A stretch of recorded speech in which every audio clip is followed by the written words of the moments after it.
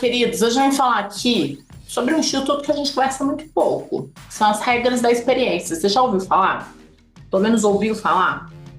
As regras da experiência dizem que o juiz aplicará as regras da experiência comum subministradas pela observação do que ordinariamente acontece. Literalmente seria, então, uma autorização que está escrita ali no artigo 375 do Código de Processo Civil para que o julgador se utilize daquilo que ordinariamente nós sabemos que acontece. Então, gente, tem que ser, antes de tudo, algo que realmente seja irrefutável. Algo que seja uma coisa que todos sabem e que ninguém pode duvidar, que é aquela premissa, então a premissa, baseada na análise social, que aquela premissa seja verdadeira. Entende? Por quê? Porque ainda que ela não seja 100% verdade, usualmente é o que acontece. Por exemplo, eu posso dizer, pelas regras da experiência, que é natural uma mãe dormir muito mal nos primeiros meses de vida de um bebê, Porque ordinariamente é o que acontece. Claro que eu sei que vez ou outra nasce um bebê bem bonzinho, gente?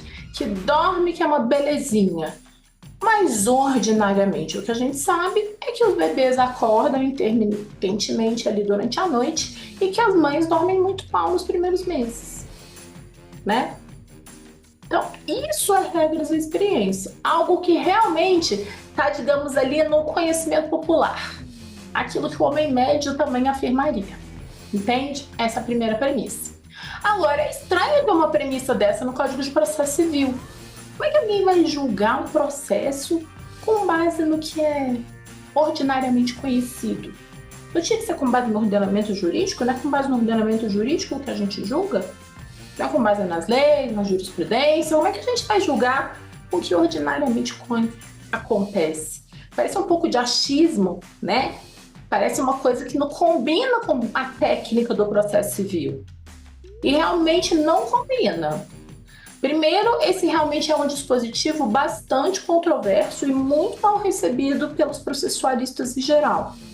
Exatamente porque ele sai da ideia ciência-processo civil para trazer uma certa subjetividade para o processo. Nessa questão do olhar social. Às vezes as pessoas estão inseridas em realidades diferentes e o que é ordinário para ela pode não ser ordinário para o homem comum. Então ela pode errar na aplicação ali dessa regra da experiência. Esse já seria o primeiro perigo. Agora, o segundo é a falta de compreensão de como se aplica o instituto. Porque, veja, eu falei para vocês que as regras da experiência estão fixadas ali aonde? No artigo 375 do Código de Processo Civil. Então, topograficamente está onde, gente? No capítulo das provas. Isso significa dizer, então, que este é um comando legal que autoriza esse olhar quando o julgador está fazendo exame de prova. Não é quando o julgador está analisando o direito.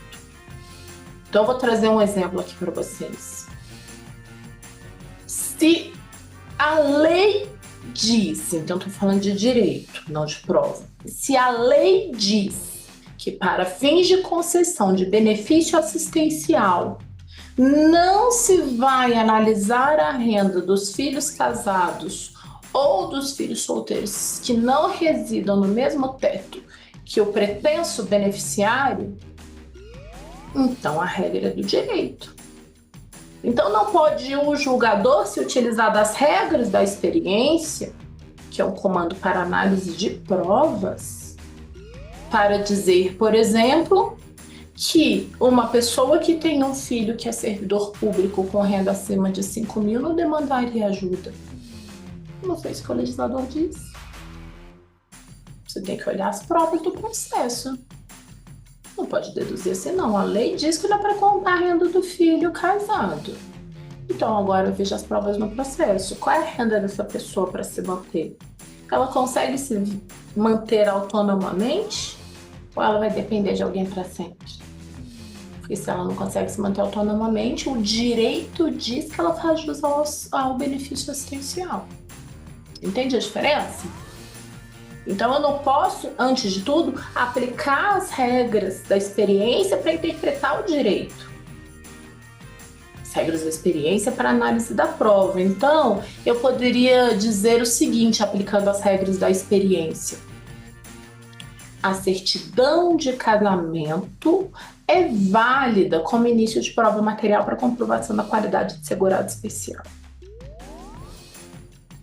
Porque, a despeito de ela ter um caráter meramente declaratório, né, não tem assim a materialidade do campo. O indivíduo se declarou trabalhador rural no dia que ele casou, né? Não é isso? Então, pelas regras da experiência, eu acolho aquele documento como válido, por quê? Porque eu sei que pelas regras da experiência, isto é, pelo que ordinariamente acontece no mundo, não seria razoável imaginar que um indivíduo no dia do casamento pensou assim: ah, já sei, vou mentir que eu sou trabalhador rural para daqui a 30 anos eu pedir uma aposentadoria com essa certidão de casamento. Então, pelas regras da experiência, ao analisar as provas, eu sei que aquele conteúdo é verídico, apesar dele não ter materialidade sobre campo, dele ser meramente declaratório. Entende? Então, as regras da experiência, elas são, digamos assim, um instrumento que deve se utilizar o julgador na ponderação da análise fática, não da análise do direito,